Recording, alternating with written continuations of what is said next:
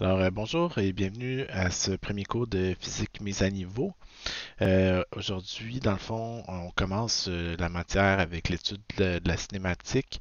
On a déjà discuté la présentation du cours. Le cours est divisé en différentes parties.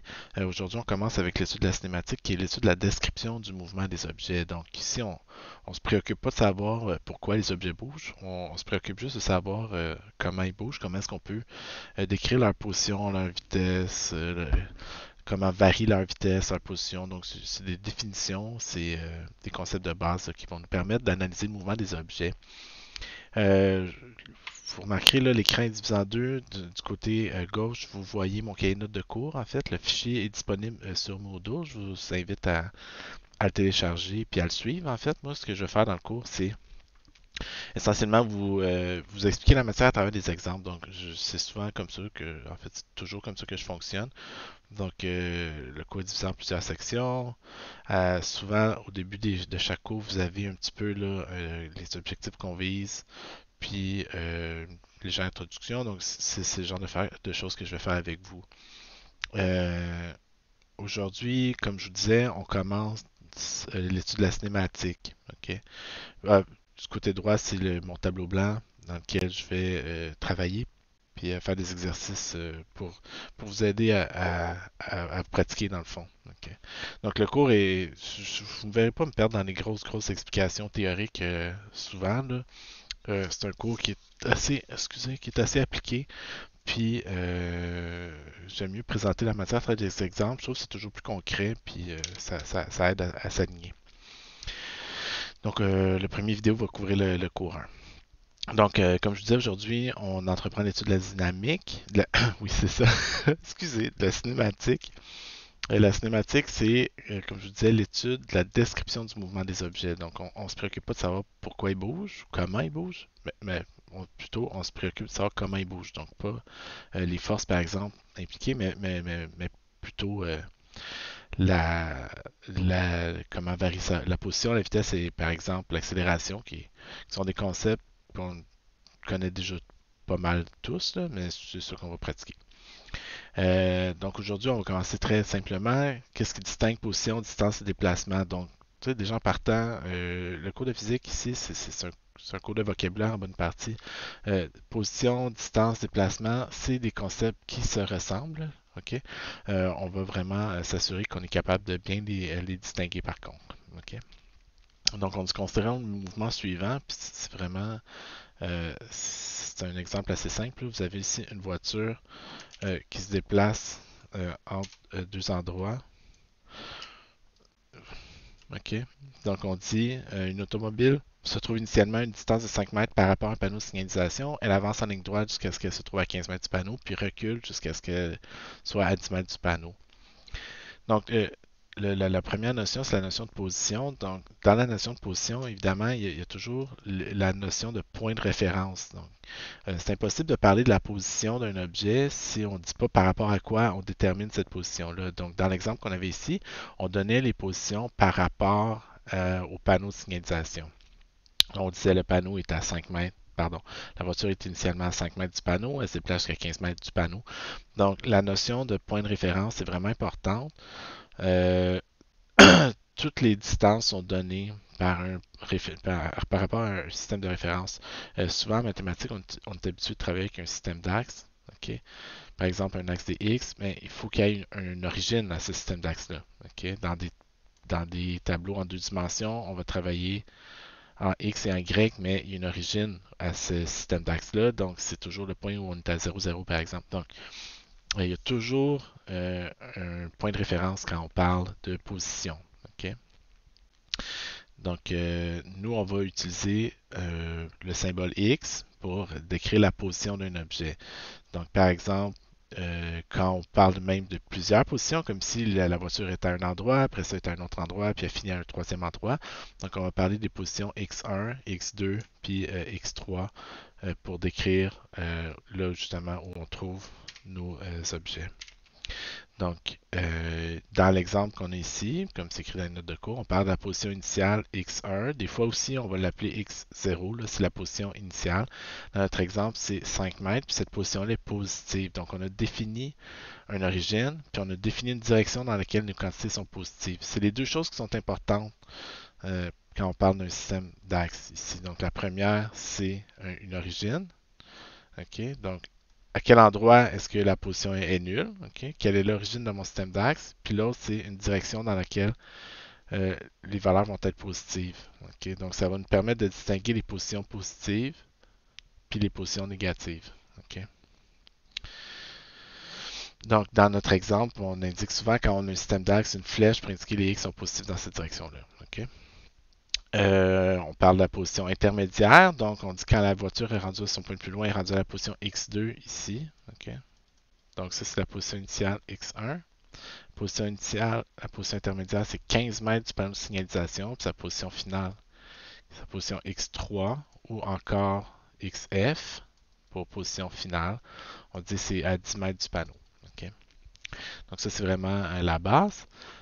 On distingue la position, qui est un endroit à un instant précis, OK, de la distance qui a été parcourue, par exemple. OK? Donc la distance qui a été parcourue, c'est quelque chose encore là qui est assez intuitif, merci. C'est de se dire, dans le fond, quelle est la différence de position entre la position initiale et la position finale. Donc, si ma voiture ici est partie de la position X1 puis elle a avancé jusqu'à la position X2, elle a fait un premier déplacement. OK? Donc, on va appeler D le déplacement. Dans notre exemple, le premier déplacement que la voiture fait, on va l'appeler D1. Puis, dans cet exemple-là, la distance D1 qu'elle parcourt est donnée par 10 mètres. La voiture a avancé 10 mètres. Okay.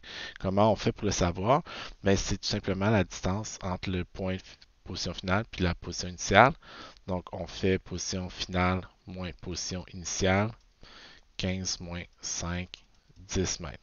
Okay. Euh, Ici, je triche un petit peu. On devrait toujours mettre ça en valeur absolue. Okay.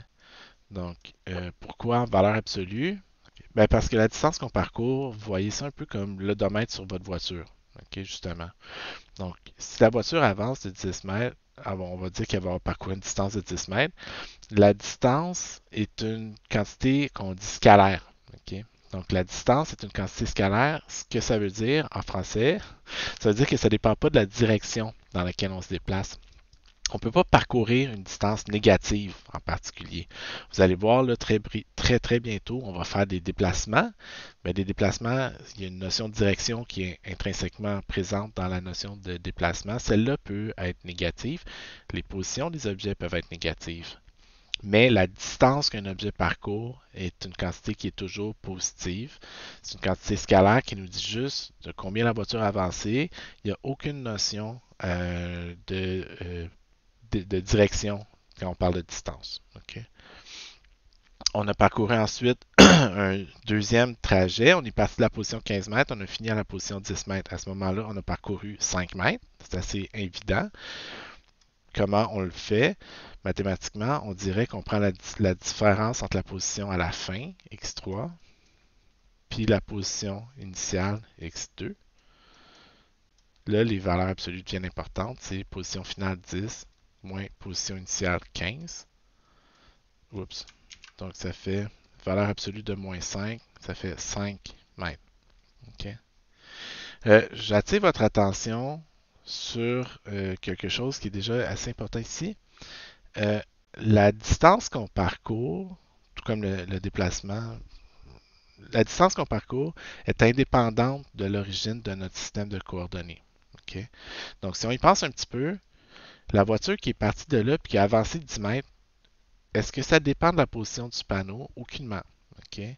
Donc, si on avait mis le panneau plus loin et que la voiture était initialement à 25 mètres du panneau, mais elle a avancé de 10 mètres. Donc, la distance qu'on parcourt, tout comme le déplacement, excusez, la distance qu'on parcourt est indépendante de notre choix de système de coordonnées. Okay? Est indépendante de la position de l'origine de notre système de coordonnées. Ça aussi, ça va être important assez rapidement. Donc, on a parcouru une première distance D1, une deuxième distance D2. On a parcouru une distance totale de combien? Ben, on a parcouru une distance totale des 3, qui est la somme tout simplement des 2 autres chemins qu'on a fait. On a parcouru 10 mètres en premier, on a parcouru 5 mètres ensuite, on a donc parcouru une distance totale de 15 mètres. Ça, c'est vraiment le concept de distance ici. On dit la longueur du trajet suivi par l'objet. Les choses qui sont importantes de noter, c'est indépendant du choix de système d'axe, indépendant du choix du système d'axe. Ah, excusez, j'écris pas super bien là. Ça va se placer. Puis c'est toujours positif. OK? Toujours positif. Il y a il n'y a aucune notion de direction qui est associée à la distance qu'on parcourt. Ça, c'est vraiment important de le remarquer ici. OK. Pourquoi j'ai mis un S à positif? Je ne sais pas. Positif, dans ce cas-là, ça ne prend pas de S.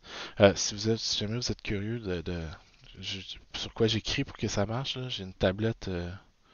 Là, c'est parce que ma caméra efface le background aussi. J'ai juste une tablette graphique là, avec un crayon magique. C'est là-dessus que j'écris pour que ça apparaisse. L'autre chose, je vous remarquez que j'enlève le background. Pourquoi? Ben, comme vous, je tiens pas à ce que tout le monde rentre dans mon salon. OK? Donc, ça, puis étant donné que j'ai des jeunes enfants puis que c'est le bordel constamment dans ma maison, ben, je choisis de ne pas montrer le salon en arrière de mon bureau. OK? Les joies de l'enseignement à distance, les joies du travail à la maison. OK? Donc, tout le monde peut faire ça d'ailleurs, là, ou dans Zoom, vous pouvez le faire aussi, mais c'est un petit logiciel qui s'appelle XSplit. D'après ça, là, comment enlever le background dans une webcam. OK? Je vous inviterai à l'utiliser en classe. Mais ça, on s'en est sûrement parlé quand on s'est rencontrés la semaine dernière. Ou plutôt cette semaine, si vous prenez pas trop de retard dans votre cours encore. OK? Donc, vous allez voir le cours, j'essaie de rendre ça. Bon, c'est sûr, là, j'enseigne un ordinateur, il n'y a personne de l'autre bord qui. Mais on va voir comment ça va aller. OK? Donc, on a présenté le concept de position, le concept de distance. Ce qui nous reste à présenter, c'est le concept de déplacement. OK? Le déplacement, c'est la distance, on dit la distance entre le point de départ et le point d'arrivée. Donc, ici, c'est important de remarquer le déplacement qu'on a fait. Il y a certaines notions qui sont importantes à réaliser. Pardon. C'est que ça ne dépend que de deux choses. Ça dépend de l'endroit où on est parti, puis ça dépend de l'endroit où on est arrivé. OK? Ça dépend pas de quoi? Ça dépend pas du chemin qu'on a pris entre ces deux endroits-là. Donc, ici, par exemple, initialement, ma voiture était ici. À la fin, la voiture est rendue où? Elle est rendue là. OK? Donc, entre les deux, qu'est-ce qu'elle a fait? Elle s'est déplacée. OK? Donc, excusez, là. Je vais essayer de prendre. Wow. Elle s'est déplacée de là jusque là. OK? Donc, ça, c'est ce qu'on appelle le déplacement d'un objet entre deux points. OK? Entre une position finale, une position initiale qu'on va appeler x0, puis une position finale qu'on va appeler xf. OK? Donc, le déplacement ici, on le voit comme une différence de position. On va l'appeler delta x. OK? Pour variation. Donc, un delta x, c'est variation de position. OK? C'est la définition du déplacement de l'objet. OK? Donc, un delta ici, là, c'est la lettre grecque D. Vous prendrez votre clavier d'ordinateur, vous taperez D, puis vous changerez pour la police symbole. C'est une lettre grecque qui veut dire différence en maths, là, souvent. Là, OK? Donc, c'est différence de position, différence, variation de position essentiellement. Donc, deux choses que je vais vous faire remarquer. Ben, une chose que je vais vous faire remarquer ici aussi, ça aussi, ça ne dépend pas de la position du panneau de circulation. Okay? Ça ne dépend pas du choix qu'on a fait pour l'origine de notre système d'axe. Donc, le déplacement d'un objet ne dépend pas de la position de l'origine. Okay? Donc, c'est indépendant de l'origine du système de coordonnées. Okay? Vous allez me dire, c'est un peu technique, c'est un peu, c'est vraiment pratique. Ben, c'est parce que je veux vraiment qu'on distingue. L'affaire qui dépend de la position de l'origine, c'est la position. OK? elle dépend évidemment, la position est toujours mesurée par rapport à la référence de mon système d'axe. Mais quand l'objet se déplace, ça ne dépend pas de ça. La grandeur du déplacement de l'objet ne dépendra pas de la position du panneau. Okay? Elle va être indépendante de l'origine. Okay? Elle dépend, par exemple, de la direction. Elle dépend de la direction, par contre. Donc, elle peut être, par exemple, positive ou négative, dépend de la direction. Okay? Donc, c'est une quantité qui est intrinsèquement vectorielle. Okay? Donc, contrairement à la distance qu'on parcourt, qui était une quantité qui était intrinsèquement scalaire, puis on va revenir vraiment plus en détail sur les distinctions entre les scalaires et les vecteurs. Une quantité scalaire, c'est une quantité qui est indépendante de la direction. On peut. Probablement qu'un prof de maths ne serait pas content d'entendre ça, mais en physique, c'est pas mal une définition efficace. Okay? Donc, un objet, une quantité scalaire, c'est une quantité qui ne dépend pas de la direction, tout simplement. C'est une grandeur sans direction. Alors qu'un vecteur, c'est une grandeur à laquelle on associe une direction. Okay? Ben, le déplacement ici, par définition, est une quantité vectorielle parce que si je me déplace comme ça ou si je me déplace comme ça, c'est pas équivalent. Okay? Donc, si je me déplace dans mon exemple vers la droite ou si je me déplace vers la gauche, mais ça ne représente pas le même déplacement. Okay? Dans un cas, je me déplace vers la droite, puis dans l'autre, je me déplace vers la gauche. Excusez, là, mes mains vont à l'envers parce que ma caméra n'est pas flippée. Euh, mais oui, c'est ça. Donc, le déplacement est une quantité intrinsèquement vectorielle. Comment on évalue le déplacement? Ben, nous, on a dit c'est simplement la distance entre le point de départ et le point d'arrivée. Donc, supposons, OK, puis pour les petits besoins de la chose, je vais juste vous le décrire autrement. Euh, supposons qu'initialement, j'avais un vecteur, là, je veux dire, mon objet, mon origine est ici. OK? Mon objet initialement est ici. Puis à la fin, mon objet. Bon. Puis à la fin, mon objet est rendu ici. OK. Donc, au début, je peux tracer.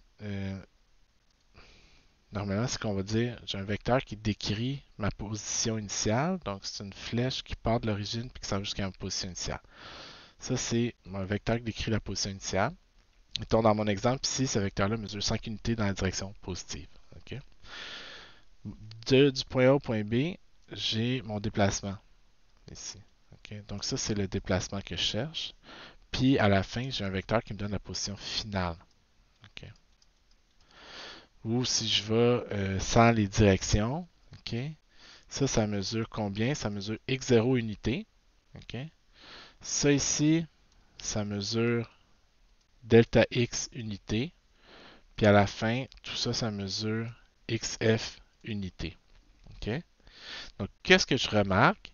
Que si je prends xo, que je lui ajoute delta x, ça me donne quoi? XF. Okay?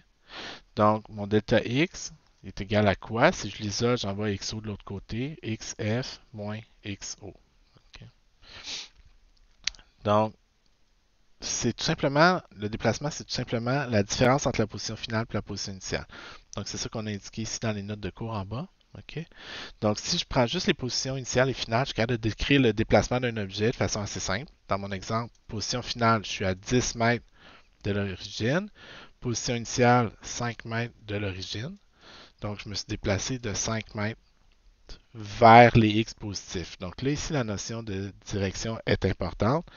Un déplacement peut être positif ou négatif dépendant de la direction dans laquelle on se déplace. Okay? Donc moi, on se souvient, j'avais mis les quantités en x positives vers la droite. Qu'est-ce que je remarque? Mon déplacement est positif. Okay? 5 mètres positif.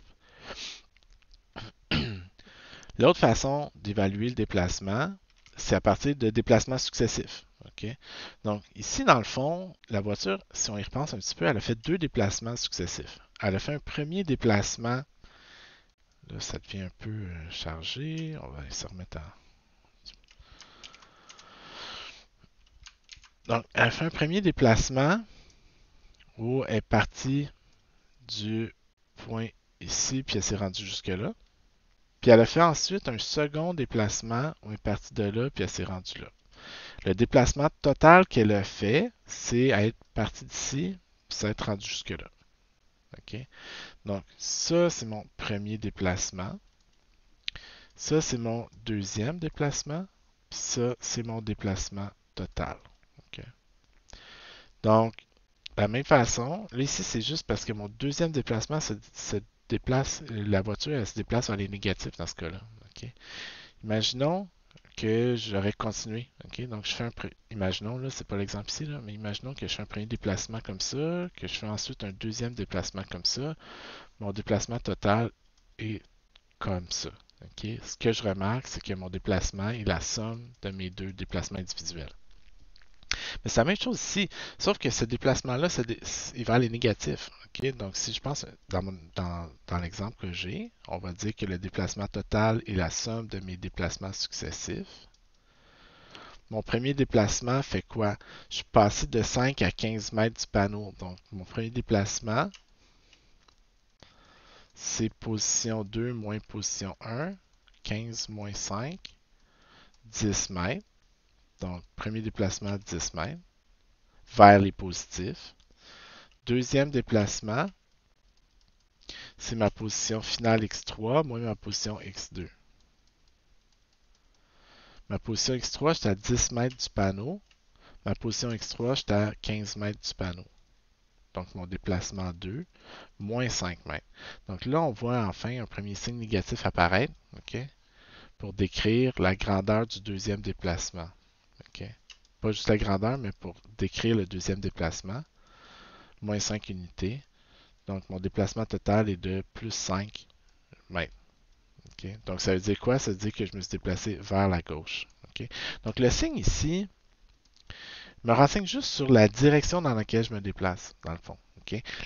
Les déplacements positifs sont ceux qui s'en vont vers les positifs, vers la gauche, par exemple. Vers la droite. Donc, les déplacements positifs sont vers la droite. Excusez, là, ma caméra est à l'envers. Puis, les déplacements négatifs sont ceux qui se déplacent vers la gauche. Okay? Donc, le signe devant un déplacement me renseigne sur la direction dans laquelle cet objet-là se déplace. Donc, c'est pour ça que je parle de vecteur semi-indirectement depuis tantôt, parce que quand on parle d'une grandeur physique à laquelle on associe une direction, c'est toujours quand on parle des vecteurs. Okay? Les vecteurs sont les quantités auxquelles on associe une direction, contrairement aux scalaires, qui sont juste des grandeurs physiques, où la direction est pas importante. Donc, juste revenir aux propriétés des déplacements. OK, on avait dit une première propriété. Je peux mettre du texte. C'est indépendant de la position de l'origine.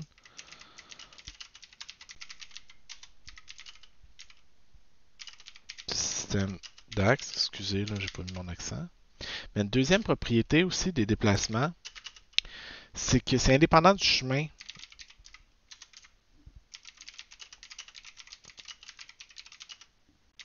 qui a été pris par l'objet. Donc, donc, indirectement, c'est sûr que si ça dépend quoi? Ça dépend de deux choses. OK? Donc, ça dépend juste. Wow, toi là. Donc, l'objet, peu importe le chemin qu'il a fait, il est parti de 5 mètres du panneau, il a fini à 10 mètres du panneau. Donc, il s'est déplacé là, par le petit vecteur en rose que j'ai mis ici. OK? Ça dépend pas on ne sait pas, nous, où est allée la voiture, puis ci, puis ça. OK? Ça ne dépend que de où est parti, puis de où elle a fini. Donc, en bout de ligne, là, le reste, c'est pas important. OK? Donc, c'est ça aussi qu'il faut comprendre. Là. Le déplacement d'un objet ne dépend pas du chemin précis qui a été emprunté par la voiture, ne dépend que du point de départ et du point d'arrivée.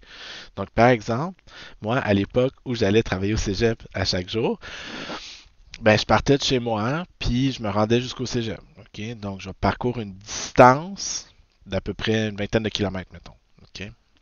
Donc, quand je reviens chez nous, je parcours une autre vingtaine de kilomètres pour revenir chez moi. Donc, j'ai parcouru dans ma journée une distance totale de 40 kilomètres.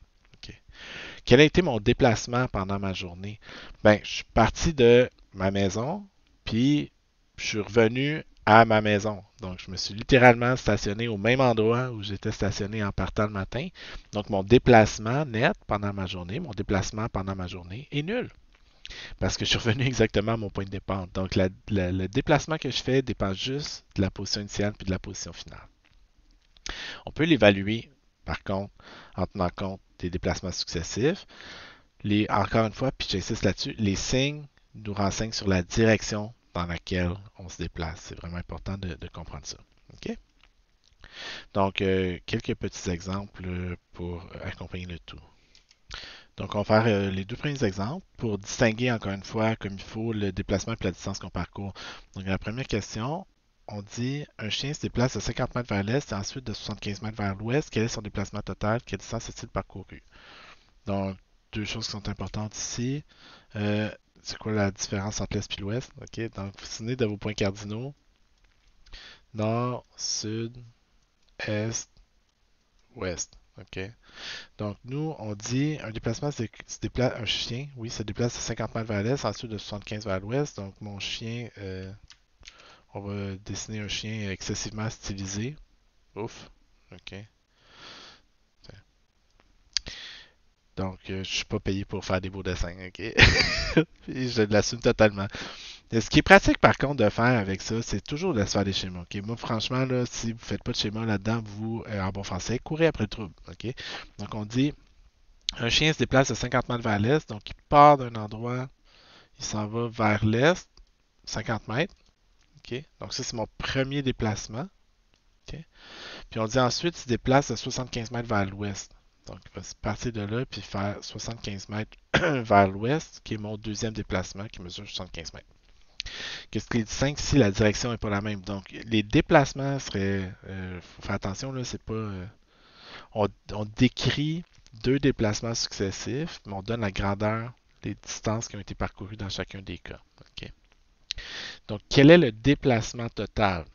Donc, nous, ce qu'on va dire, c'est que on va se définir, si on veut parler d'un déplacement ou de peu importe, on doit définir un axe dans lequel les directions sont positives. Donc, par convention, on travaille généralement avec un axe qui pointe vers la droite, puis les quantités qui sont vers la droite vont être positives dans mon exemple ici. OK? Hey, j'ai toujours un café ici qui traîne, c'est merveilleux ça. Donc, donc excusez. Je vais manquer de voix, c'est sûr. Là, je bois bien trop de café pour pas manquer de voix. Euh, donc, si je cherche le déplacement total que le chien a fait, ben, ici, je peux y aller par déplacement successif. Okay? Donc, mon déplacement total va être la somme de mes deux déplacements. Puis, qu'est-ce qui distingue la distance d'un déplacement? C'est qu'il faut tenir compte de la direction dans laquelle on se déplace, alors que pour la distance, c'est pas important. Donc, mon premier déplacement fait 50 mètres vers les X positifs, donc va mesurer plus 50 mètres. Mon deuxième déplacement, c'est 75 mètres vers l'ouest, donc vers les négatifs. Donc, il faut que je mette un moins ici. Okay? Donc, mon déplacement total va être plus 50 moins 75 moins 25 mètres.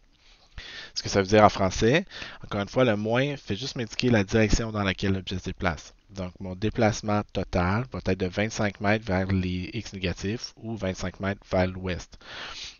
Donc, encore une fois, c'est important de remarquer, il y a vraiment une notion vectorielle au déplacement. Okay? Même si c'est juste le long d'un axe des X, chaque fois qu'une grandeur est associée à une direction, c'est ça qui distingue un vecteur d'un scalaire essentiellement. Donc, en A, en B, quelle distance a-t-il parcouru? Ben, la distance qu'il a parcourue, c'est la somme des distances individuelles qu'il a parcourues. Okay? Donc, on dit, il a fait 50 mètres comme ça, puis après ça, il a fait 75 mètres comme ça. Ici, il n'y a pas de notion importante par rapport à la direction. Okay? Ce n'est qu'une quantité scalaire. Donc, ça, c'est un vecteur. Ça, c'est un scalaire. Okay? Donc, distance, déplacement, il faut apprendre à les distinguer. Okay? Puis, pour vous donner une idée à quel point des fois ça peut être quasiment traître la physique, regardez la deuxième question. Un chien se trouve initialement à 50 mètres à l'est de sa niche et se déplace jusqu'à un endroit qui se trouve à 75 mètres à l'ouest de sa niche. Quel est son déplacement total? Okay? La question ressemble pas mal. On a eu 50 mètres à l'est, un 75 mètres à l'ouest, là. Okay? Sauf que la question ne représente pas du tout la même situation. Okay? Dans cette situation-là, qu'est-ce qu'on a? On donne premièrement un objet additionnel qui est la niche, qui est le point de repère, l'origine de mon système d'axe. OK. Donc, on va définir un système d'axe ayant la niche comme point de repère.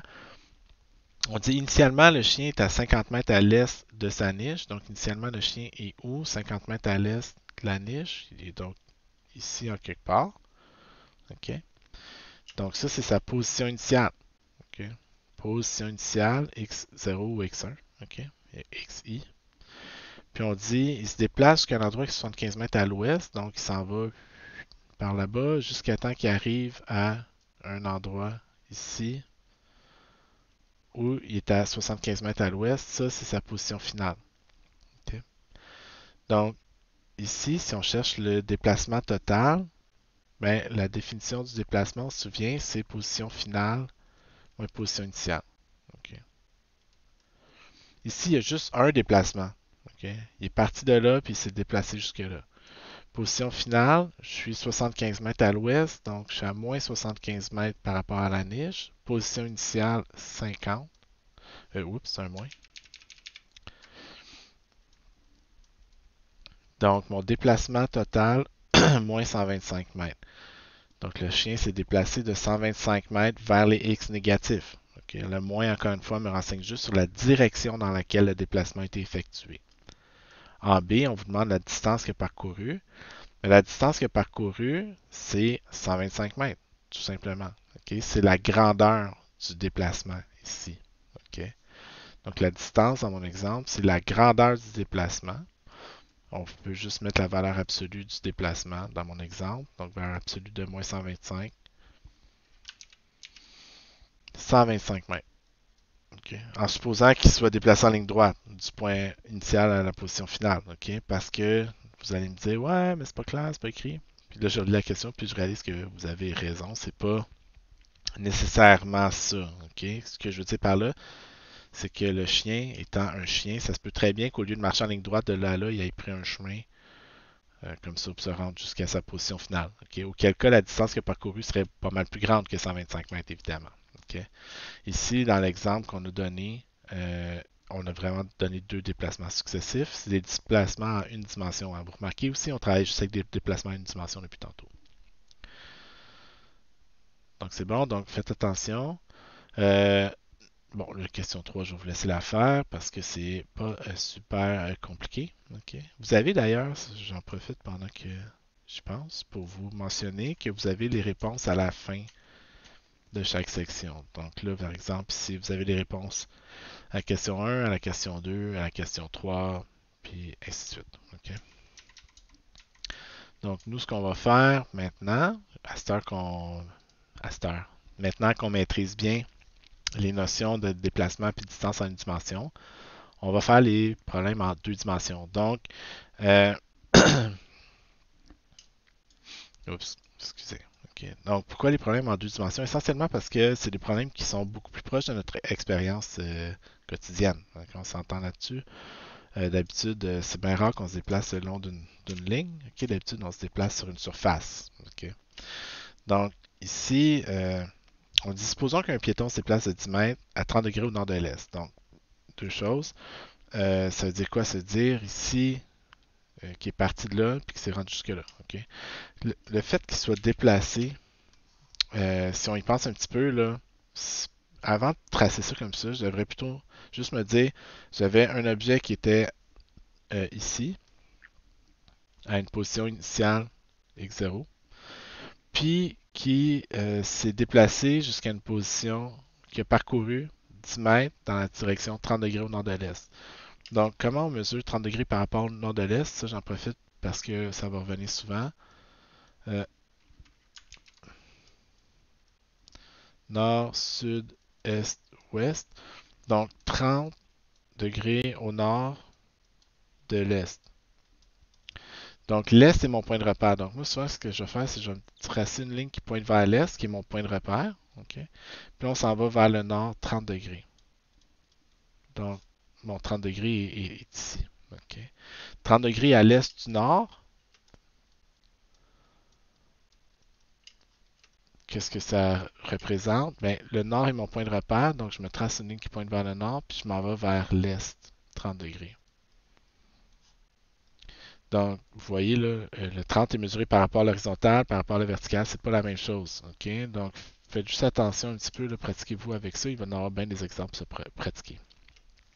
Donc, un parcours du mètre dans cette direction-là. Donc, il part de là, puis se rend jusqu'ici, qui est sa position finale, XF. OK?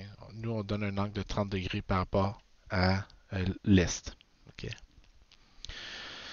Donc, il est parti de là, il s'est rendu là. Ça, c'est indépendant de notre système d'axe. Okay? Si on y pense un petit peu, là, ça dépend aucunement du système d'axe qu'on choisit de prendre. Okay? La grandeur du déplacement qu'il a fait, c'est quoi? C'est 10 mètres. Okay? On n'a même pas besoin d'introduire un système d'axe ici. On sait que le gars, il a parcouru 10 mètres. C'est écrit, il s'est déplacé 10 mètres à 30 degrés au nord de l'est.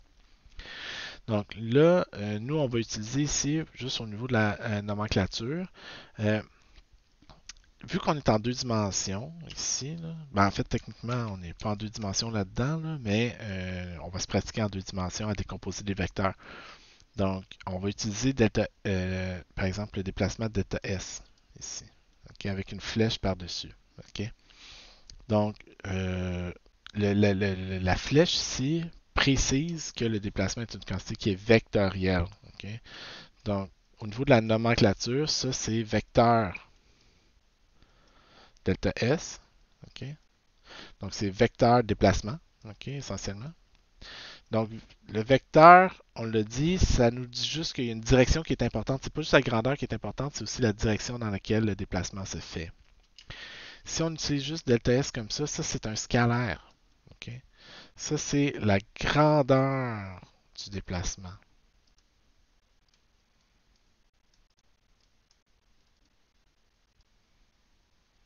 Puis au niveau de la nomenclature, donc c'est vraiment juste la grandeur du déplacement, c'est une quantité scalaire. C'est la longueur du vecteur en tant que tel. Donc dans notre exemple, ça, c'est 10 mètres. Okay? Donc ici, si on veut les écrire, on dirait que mon delta S, c'est 10 mètres. Moi, j'écris souvent à 30 degrés au nord-est, au nord de l'est. Si je veux parler juste de delta S comme ça, c'est la norme de mon vecteur. Souvent, on utilise le même symbole que valeur absolue. Okay? La grandeur de mon vecteur, c'est 10 mètres. Okay? Tout simplement ici. Okay? Donc, il y a la direction qui est importante dans le vecteur qui est absente du scalaire. Okay? Encore une fois, je pense que ça fait 5 fois que je vous le dis, là, mais c'est pour vous donner une idée de bien les distinguer. Okay? Donc, une quantité scalaire, c'est juste une grandeur. Une quantité vectorielle, il y a une orientation intrinsèque qui est très importante dans ce cas-là. Okay? Donc, vecteur, c'est toujours grandeur et orientation. Okay? Puis, on va apprendre ici à décomposer nos vecteurs. Okay? Donc, comment on attaque, comment on peut décrire les déplacements en deux dimensions? Okay? Ben, imaginons, okay, puis c'est pas l'exemple qui est donné ici, là, mais c'est juste pour vous donner une idée un petit peu d'où on s'en va avec tout ça. Imaginons que, là, que mon premier déplacement il est comme ça ici. Puis que rendu là, je me décide que j'ai pas assez marché, puis que je décide de marcher par là. Okay. Comment je fais pour trouver la distance totale que j'ai parcourue? Okay. Ben, la distance totale, c'est facile. Je vais juste dire si j'ai fait de 20 mètres, puis là, je n'ai fait 30, mais j'ai fait 50 mètres en tout. Okay. Mais comment faire pour trouver le déplacement ici? C'est un petit peu plus compliqué. Okay. Pourquoi? Ben, parce que ça dépend de l'orientation des deux vecteurs. Tu sais, si je fais ça, puis ça, ou si je fais ça, puis ça, ou si je fais ça, puis ça donne pas le même déplacement total dans les trois cas. Okay? Donc, la direction est importante. Il faut trouver une façon d'additionner des vecteurs comme ça. Pour faire ça, on va commencer par étudier les coordonnées cartésiennes. Okay? Donc, on va y revenir, là, vous allez voir, juste un petit peu plus tard. Mais c'est important déjà d'être capable de décomposer des vecteurs comme ça. Donc, qu'est-ce que ça veut dire? Ben, imaginons que j'ai mon déplacement ici, puis ce déplacement-là peut être représenté par un déplacement le long de l'axe des X suivi par un déplacement le long de l'axe des Y. Autrement dit, c'est comme si, c'est complètement équivalent. Dire je suis parti de là puis je me suis rendu là, c'est équivalent à dire j'ai fait un premier déplacement ici comme ça, le long de l'axe des X, que je vais appeler delta X. suivi d'un déplacement Y que je vais appeler delta Y, ici comme ça. Okay? L'important ici, c'est de remarquer que l'axe X et l'axe Y étant perpendiculaires l'un à l'autre, ben, j'ai un angle droit entre mon déplacement X et mon déplacement Y. Qu'est-ce qu'on remarque aussi? Si je vous donne par exemple la grandeur du déplacement ici qui est 10 puis l'angle de 30 degrés, ben là, on va aller se souvenir de nos vieilles notions de trigonométrie. Okay? Puis on va réaliser assez rapidement que si j'ai la grandeur de l'hypoténuse puis la grandeur d'un angle dans un triangle rectangle, mais je peux trouver les autres côtés. Pourquoi? Ben, on se souvient des définitions de sinus puis de cosinus, par exemple. OK? Tangente aussi, un coup parti, là. Mais cela, on va y revenir un petit peu plus tard. C'est quoi la définition de sinus d'un angle dans un triangle rectangle? C'est la grandeur du côté opposé divisé par la grandeur de l'hypoténuse.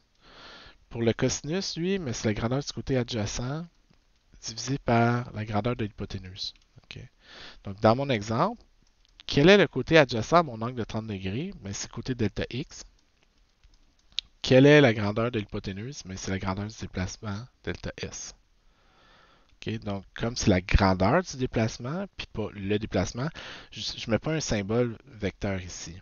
Okay? Pour mon sinus, le côté opposé, c'est quoi? Ben, c'est delta y.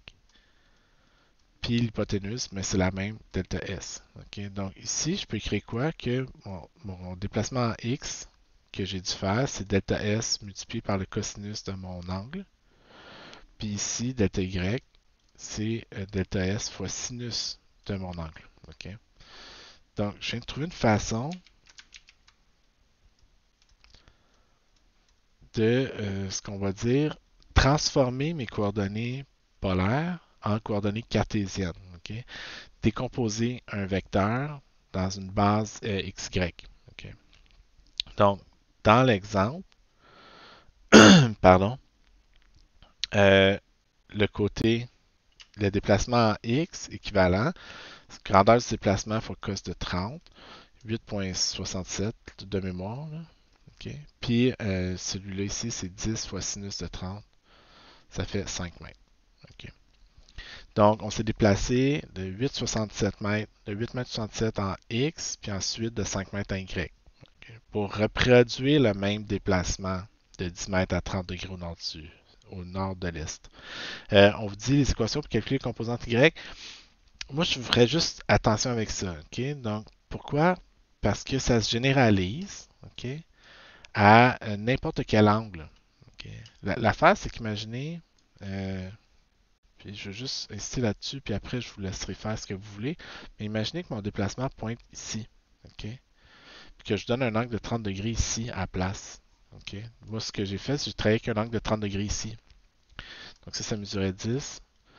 Donc lui, ce qu'on a vu, c'est que ça mesure 8,67 m, puis que ça mesure 5 mètres. Okay? C'est ce qu'on vient de déterminer ici.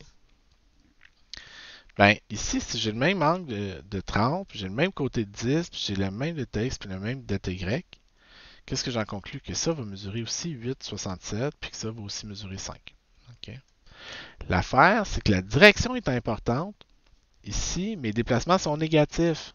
Okay? Je me déplace vers les x négatifs, puis je me déplace vers les y négatifs.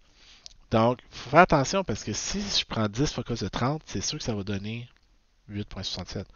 Là, ici, il faudrait que je prenne 180 plus 30, donc 210. Okay? Donc, quand on utilise ces formules-là toutes faites, l'angle qu'on doit utiliser, par définition, c'est toujours l'angle qui part de l'axe des x puis qui se rend jusqu'à mon vecteur. Okay? Donc, dans mon exemple, cet angle-là mesure 180 plus 30, 210. Mon déplacement x, entre guillemets, là, parce que ce n'est pas celui de la démo, mais c'est celui ici, ça serait 10 fois cos de 210. Si vous pitonnez ça, cos de 10 fois cos de 210, vous allez trouver une valeur négative. Okay. Ah, excusez, je cherche ma calculatrice. Juste pour être certain, c'est juste, en fait, je sais que ça marche, je suis juste sûr de la valeur. Donc, cos de 210,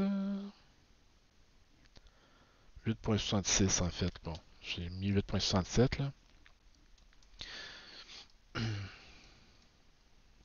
Donc, dans l'exemple, moins 8,66.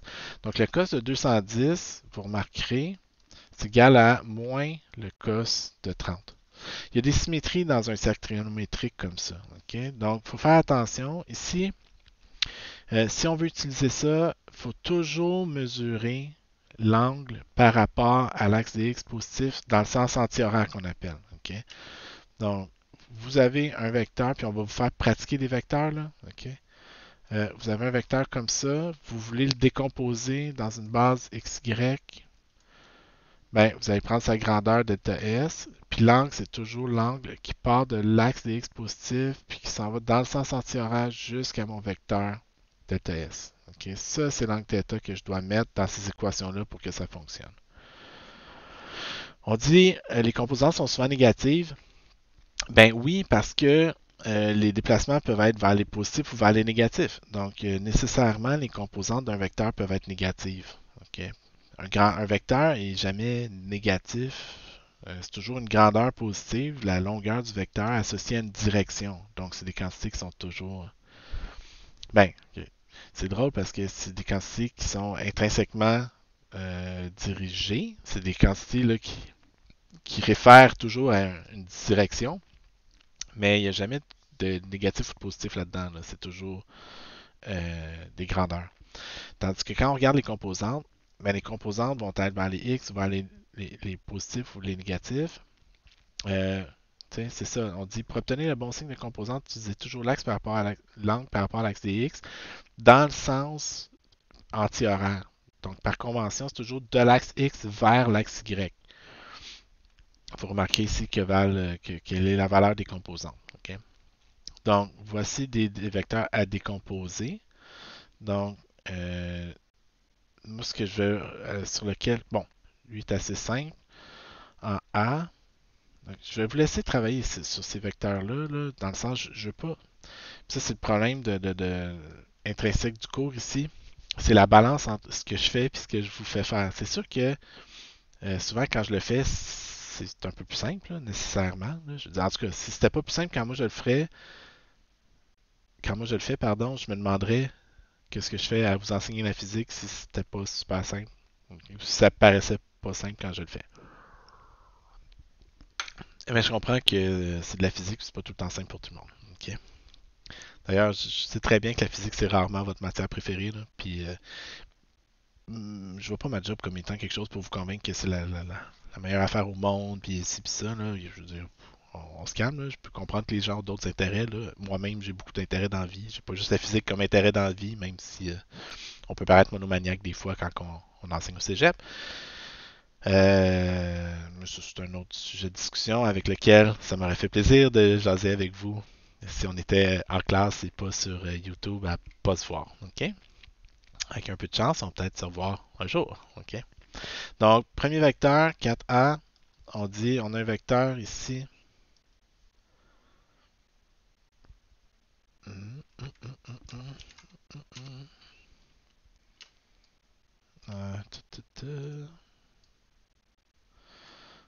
Non. Donc, son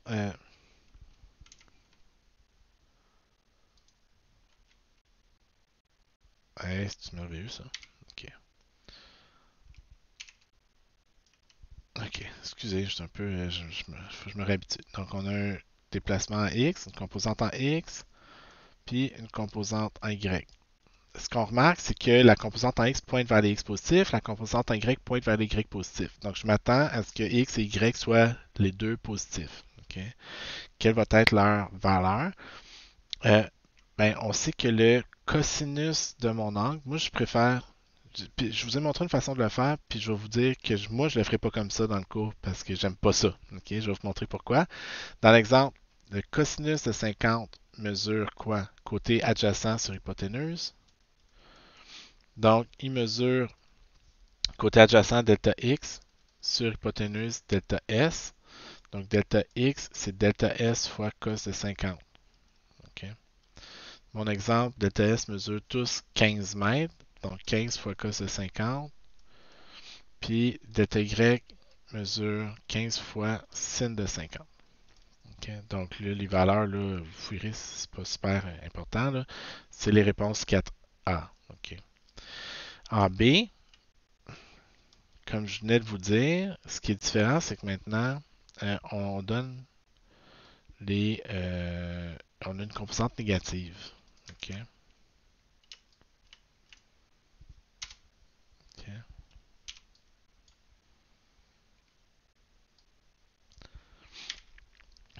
Donc, on remarque que mon déplacement en X se fait vers les X négatifs, mon déplacement Y se fait vers les Y négatifs. Donc ici, il y a deux façons de faire. OK? La première façon de faire, c'est d'utiliser les formules qu'on vous donne. Donc delta X, c'est delta S fois cos de θ. Donc 15 fois cos de 180 plus 25. 15 fois cos de 205. Delta Y va être 15 fois sinus de 205. OK, de la même façon. OK. Donc, vous remarquerez que ces deux quantités-là sont négatives. Donc, par exemple, si je fais le cos de 125, de 205, pardon, ça fait moins 13,6. Oups, moins 13,6. Puis le sinus de 205, ça fait moins 6,3. OK. Donc, les signes moins apparaissent automatiquement quand je fais ça. OK. Moi, de la façon que j'aime mieux faire souvent, c'est je travaille toujours, je trace mon vecteur, l'angle que je connais, puis je me trace toujours juste le petit triangle ici. Donc, dans ce cas-là, delta x, c'est quoi? C'est relié au côté adjacent, donc ça va être le cosinus. Excusez. Cosinus de θ est égal à adjacent sur hypoténuse, donc à delta x sur delta s. Donc, delta x va être delta s fois cos de θ, toujours, fois cos de 25. 15 fois cos de 25. Ici, je sais qu'il y a négative, cette composante-là. Moi, je sais qu'il se déplace dans les négatifs, donc moi, je vais mettre le signe moins. Moins 15 fois cos de 25. Cos de 25, ça vaut la même chose, donc ça vaut 0,9 à peu près, donc moins 13,6. C'est moi qui mets le signe moins parce que je sais qu'on se déplace vers les x négatifs. Pour le y, mais ça va être relié au sin. Okay? Donc, s'il y a un côté qui est relié au cos, l'autre côté est relié au sin. Sin de θ, c'est delta y sur delta s. Donc, delta y, c'est delta s fois sinus de 25. Ça déplace vers les négatifs. Donc, moins 15 sin de 25 donne moins 6,3.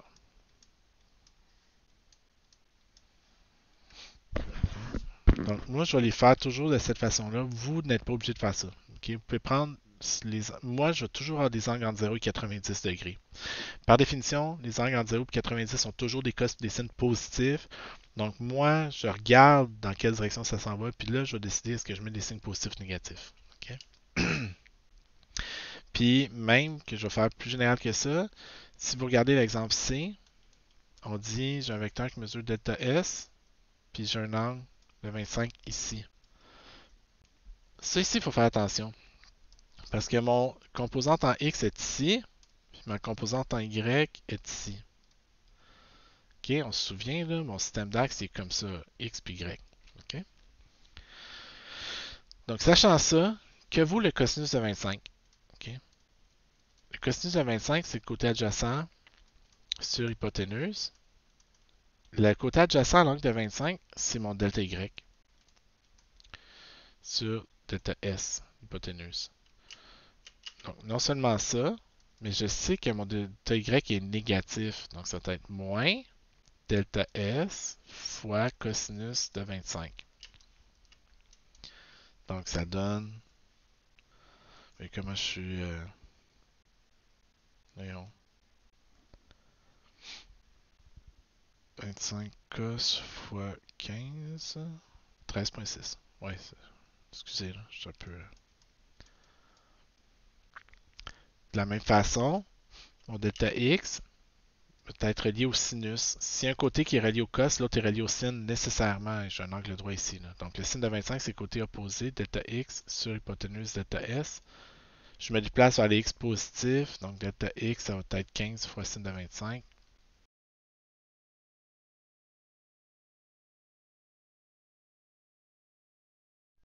qui vaut 6.3. Ouais, c'est ça, 6.3. Positif. OK?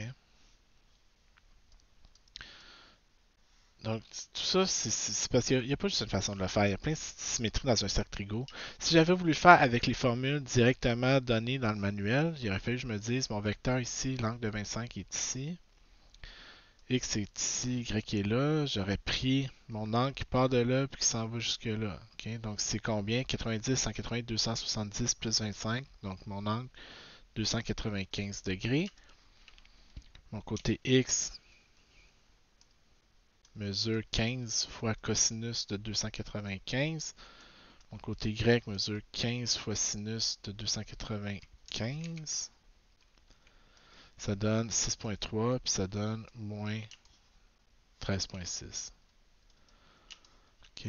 Donc, il n'y a pas juste une façon de le faire. Celle-là, c'est juste une formule à retenir puis à appliquer, mais il faut faire attention de prendre le bon angle.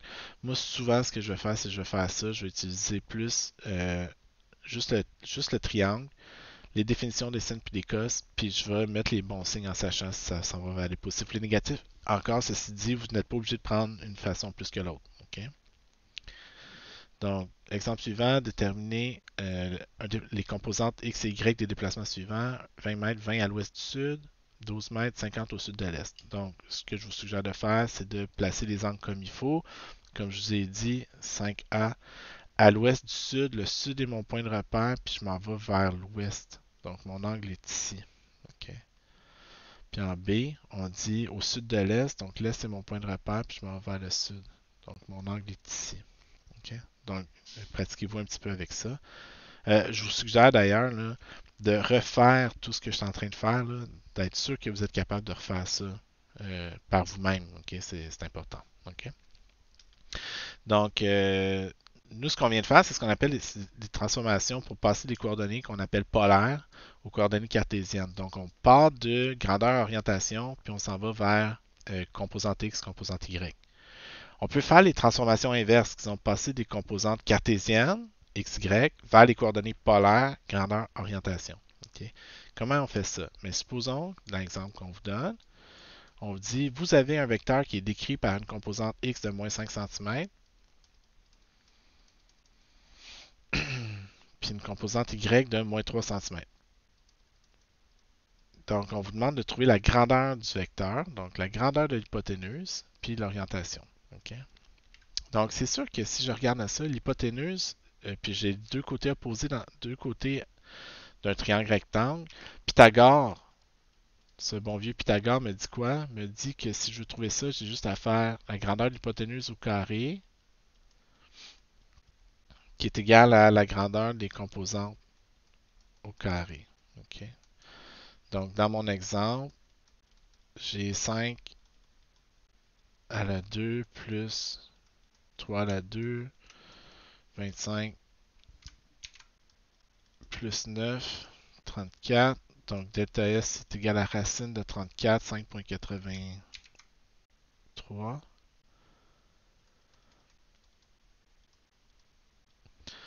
Puis, si je veux trouver l'orientation, ben, je vais utiliser la tangente. Okay? Donc, la tangente de mon angle, c'est quoi? C'est le côté opposé sur le côté adjacent.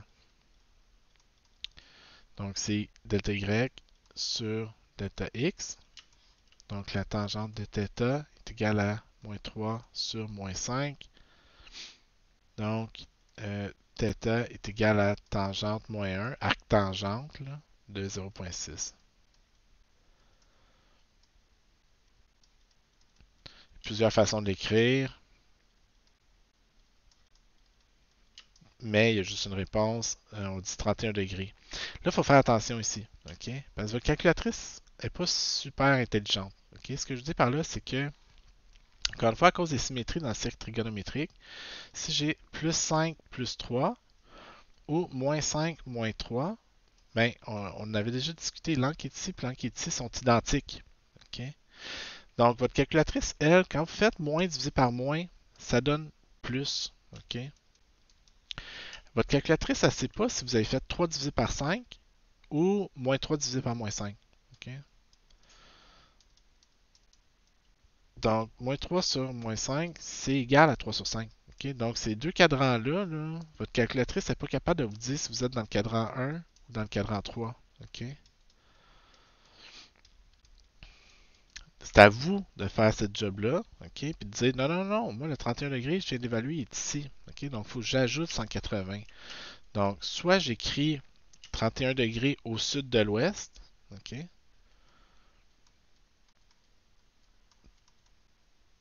Soit j'ajoute 180, j'écris 211 degrés. OK? Donc, 211 degrés donné comme ça, par définition, c'est toujours par rapport à l'axe des positif jusqu'à mon vecteur, OK? Qui est l'angle qu'on cherchait ici. OK? Donc, vous pouvez donner la réponse souvent avec plusieurs façons différentes. OK? Quand on donne juste un angle, on prend par acquis, pour acquis, que cet angle-là est donné positif par rapport à l'axe des x positif. Si je vous dis moins 30 degrés, ben là, c'est moins 30 degrés, c'est en dessous de l'origine ici. OK? Donc ça, c'est un angle de moins 30 degrés, c'est mesuré dans le sens inverse. Ouais, c'est ça. OK. Mais bon. Voilà. Donc ça, c'est les transformations inverses. Vous pouvez pratiquer. OK? Puis, comment on trouve comment évaluer la distance et le déplacement pour un mouvement en deux dimensions composé de plusieurs mouvements successifs. Là, ça, c'est un petit peu plus touché. OK? Euh, On dit, supposons qu'une automobiliste se déplace de 15 km à 15 au nord de l'ouest, puis 3 km à 60 au nord de l'ouest. Donc, au nord de l'est, en premier, 15 degrés au nord de l'est, on parcourt 5 km. Donc, ici, en fait, ce que j'aurais dû faire, puis je suis vraiment pour ça, c'est pas super winner. C'est dans quelle direction l'objet se déplace. Un vecteur, il faut toujours mettre une flèche pour dire dans quelle direction on se déplace. OK? Donc, des vecteurs, ça a toujours une flèche. OK? Donc, on a fait un premier déplacement qu'on appellerait delta S1. Puis on a fait un deuxième déplacement qu'on appelle delta S2. OK? Ces deux déplacements-là sont en deux dimensions. Puis on a un déplacement équivalent qui dit je suis parti de là puis je suis arrivé jusque-là. OK? Donc ça, c'est mon déplacement total, delta S. Donc nous, ce qu'on sait, c'est que notre déplacement delta S est la somme de nos déplacements successifs. OK? Ou les deux déplacements sont c'est position initiale ou position finale. Mais on va y revenir ça plus tard. OK? Donc, si je veux trouver la distance, c'est ça. Donc, on dit on a parcouru 5 km, 3 km. C'est quoi la distance totale qu'on a parcourue? La distance totale qu'on a parcourue, c'est la somme des distances qu'on a parcourues. C'est 5 plus 3, c'est 8 km. Donc, ça, c'est assez simple. OK? Il n'y a pas de changement. Maintenant, le déplacement, lui, c'est un petit peu plus touché. OK? Donc, le déplacement, c'est toujours soit la somme de mes déplacements successifs ou soit la distance entre le point de départ et le point d'arrivée.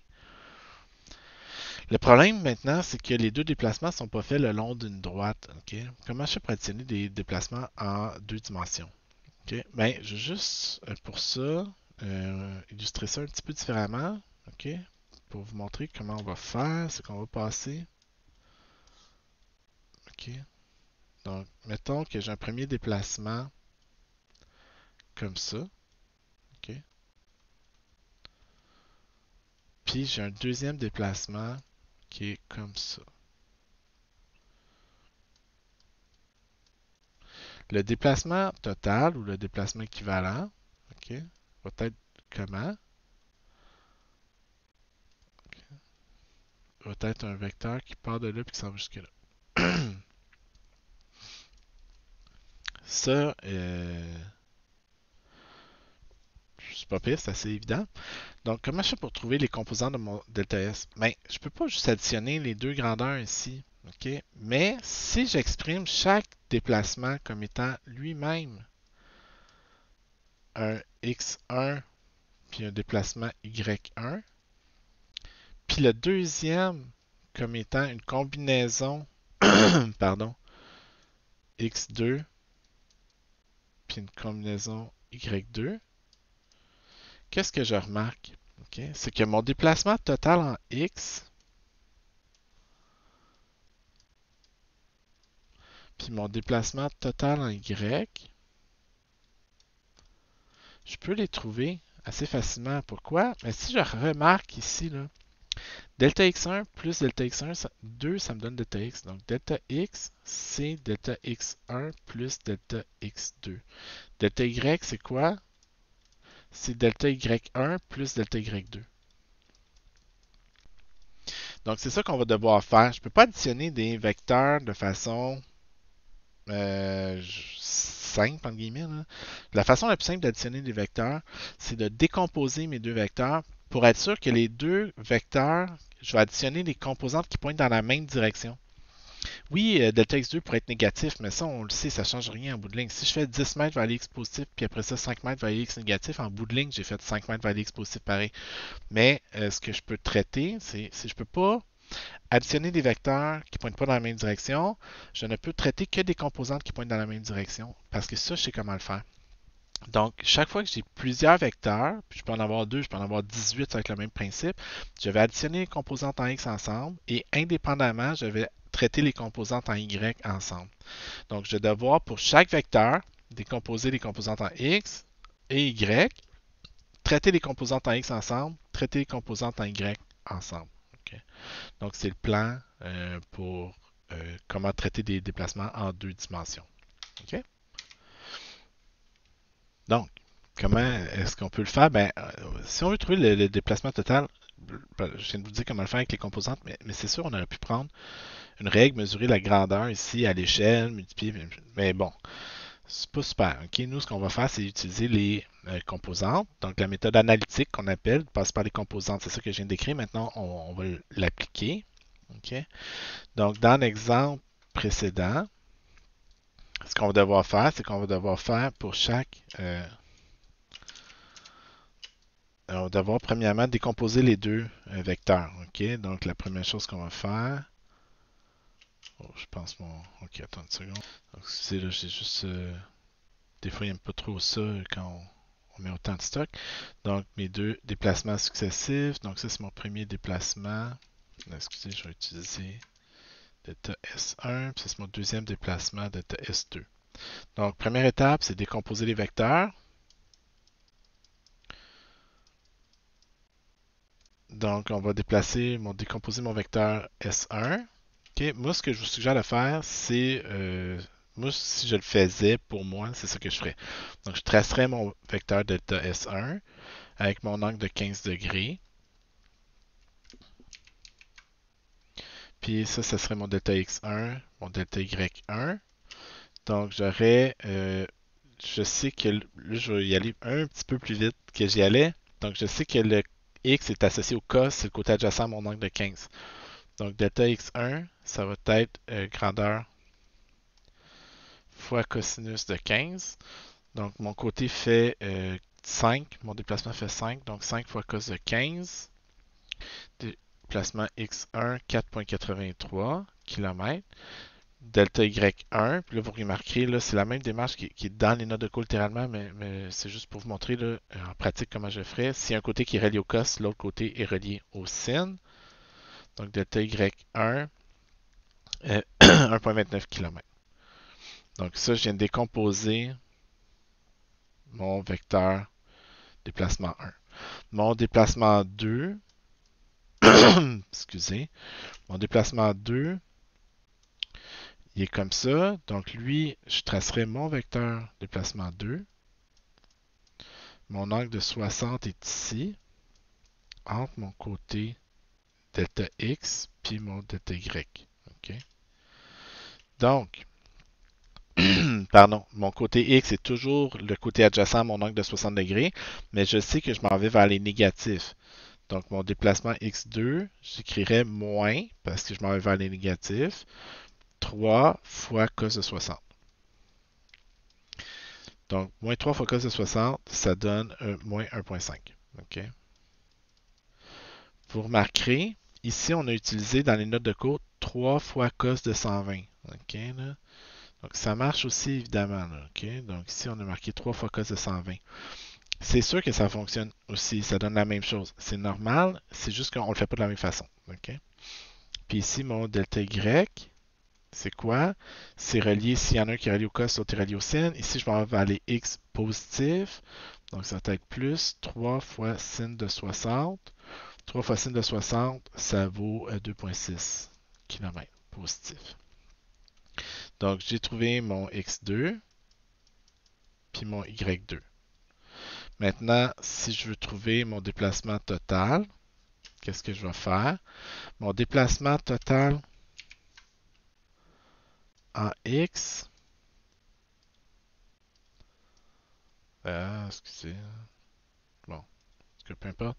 Déplacement total en x, c'est ma composante x1 plus ma composante x2. Donc, mon déplacement total en x ici ferait 4,83 plus moins 1,5. Donc, mon déplacement total en x ferait, je triche un petit peu, 3,33 km. Puis de la même façon, mon déplacement total en y serait ma composante y1, mon déplacement y1, plus mon déplacement y2. Donc, mon déplacement y total, c'est y1 qui mesure 1,29 plus y2 qui mesure 2,6. Donc, mon déplacement y total, 3,89 km. OK? Donc, ça me permet de tracer mon vecteur déplacement total. Mon vecteur déplacement total est un vecteur qui fait 3,33 km le long de l'axe des x positifs, puis 3,89 km le long de l'axe des y positifs. Donc ça, c'est mon déplacement total delta S qui est équivalent à mes deux déplacements successifs de tantôt. Donc, ce vecteur-là ici. Là. OK? Donc, c'est comme ça qu'on additionne des vecteurs. OK? On prend chacun des vecteurs, on les décompose en x, en y, on traite les x ensemble, on traite les y ensemble. OK? Donc, si je veux maintenant trouver la grandeur de mon vecteur, c'est juste ce qui reste à faire. Donc, première étape, on décompose. Deuxième étape, on additionne ensemble les composantes en x et les composantes en y. Troisième étape, pardon, on revient aux coordonnées polaires. Donc, je sais que delta S au carré, c'est delta x au carré plus delta y au carré. Donc, 3,33 à la 2 plus 3,89 à la 2. Donc, delta S2. Delta S mesure donc 5,12 km. Puis, l'orientation, la tangente de θ, c'est delta y sur delta x. Donc, θ, c'est la tangente inverse de delta y sur delta x. Ou encore, tangente inverse de 3,89 sur 3,33. Je trouve un angle de 49,4 degrés.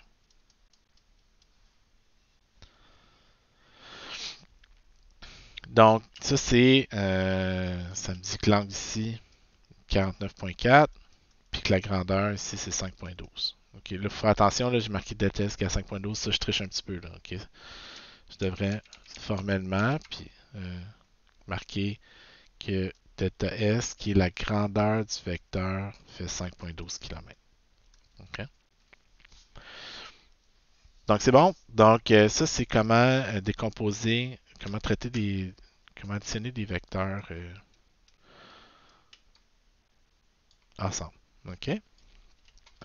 Pardon. Donc, on dit, la première étape, c'est toujours faites des schémas, OK, de ce que vous faites. OK? Je ne ferai pas les exercices au complet avec vous parce que je veux vraiment que vous les pratiquiez. Puis je sais que quand je les fais souvent, vous les pratiquez moins. On va être poli comme ça. OK? Mais le problème 9 et 10, je vous suggère vraiment de faire des schémas. Ici, c'est juste des déplacements successifs. Donc, euh, excusez, vous faites un schéma de la situation, puis ça devrait aider beaucoup. Donc, je vais juste vous aider là, à faire les schémas en 9 et en 10. Donc, en 9, on dit, vous faites initialement 120 pas vers le nord. Donc, vous faites un premier déplacement de 120 pas vers le nord. On dit ensuite, vous faites 150 pas vers le nord-est. OK? Nord-est, c'est, on se souvient là, nord, sud, est, ouest. Donc 150 pas comme ça. Puis ensuite, vous faites 100 pas vers l'est. Donc 100 pas vers l'est, ici. Donc deuxième déplacement, troisième déplacement. OK? On vous demande de trouver le déplacement total, grandeur et orientation équivalente. Donc vous êtes parti de là, vous avez fini là. OK? Donc votre déplacement équivalent, c'est la somme de vos déplacements individuels. Tout simplement. OK? Donc, on dit quelle distance avez-vous parcouru si vous avancez de 40 cm à chaque pas? Mais ça, c'est facile. Vous avez fait combien de pas en tout? Oups, excusez. OK. Vous avez fait, vous avez fait 120 pas. Vous avez ensuite fait 150 pas, puis vous avez fait 100 pas. Donc, vous avez fait 370 pas en tout. Puis, on dit que vous avancez de 40 cm à chaque pas. Donc, multiplié par 40 mètres par pas. Les unités s'annulent. 370 fois 0,4, ça vous donne, je ne sais pas par cœur, 9A, 148 mètres. Okay? Donc la distance totale que vous avez parcourue, 148 mètres. Quelle est la grandeur de quel est votre déplacement, grandeur et orientation? Bien là, vous allez devoir décomposer vos vecteurs 1, 2 et 3 en X, en Y, additionner les composantes en X ensemble, additionner les composantes en Y ensemble. Puis retrouver ensuite la combinaison des deux. Au numéro 10, on dit un promeneur se déplace de 30 mètres à 30 au nord de l'ouest et ensuite de 50 à 60 au sud de l'ouest. Donc, quelle distance a-t-il parcouru? Bien, il a parcouru 80 mètres en tout. Okay? Quel est son déplacement? Bien là, on va faire un petit schéma. Le promeneur se déplace, part d'un point 30 au nord de l'ouest. Donc, on se souvient. Nord, sud, est, ouest. Donc, 30 au nord de l'ouest. Donc, l'ouest est mon point de repère. Puis, je m'en vais vers le nord. Donc, je m'en vais ici. Puis, je parcours 30 mètres dans cette direction-là. OK. Puis, rendu là, on dit on fait 50 mètres à 60 au sud de l'ouest. Donc, l'ouest est toujours mon point de repère, mais je m'en vais à la sud maintenant. Donc, l'ouest est mon point de repère, puis je m'en vais vers le sud. Puis, je parcours 50 mètres à 60 au sud de l'ouest. Donc, ça, c'est mon premier déplacement. Ça, c'est mon deuxième déplacement. Ce que je cherche, c'est le déplacement équivalent, le déplacement total, okay, qui va être la somme de mes deux déplacements S1 et S2. Donc, même chose. Ici, vous ferez attention aux signes. Les déplacements en X vont être négatifs. Les déplacements Y vont être premier positif, deuxième négatif. Okay?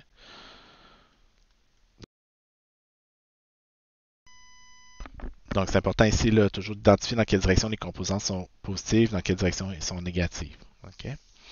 Donc, vous travaillerez là-dessus. Vous avez les réponses ici. OK? Donc, ça, c'est pour le document numéro 1. J'espère que c'était clair. Comme à chaque semaine, il y a toujours une période de questions. Vous pouvez venir me poser des questions. Si vous voulez que je fasse les exemples 9 et 10 là, en direct, live, là, OK, ben, vous me les demanderez. L'important, c'est que je m'attends à ce que vous soyez capable de reproduire ce qu'on fait ici. Là, okay? Vous avez d'autres références, vous voulez faire d'autres exercices, mais commencez déjà par maîtriser ce que je vous montre, puis ça va être déjà bon. Donc là-dessus, ben, on se revoit pour le prochain cours. Merci.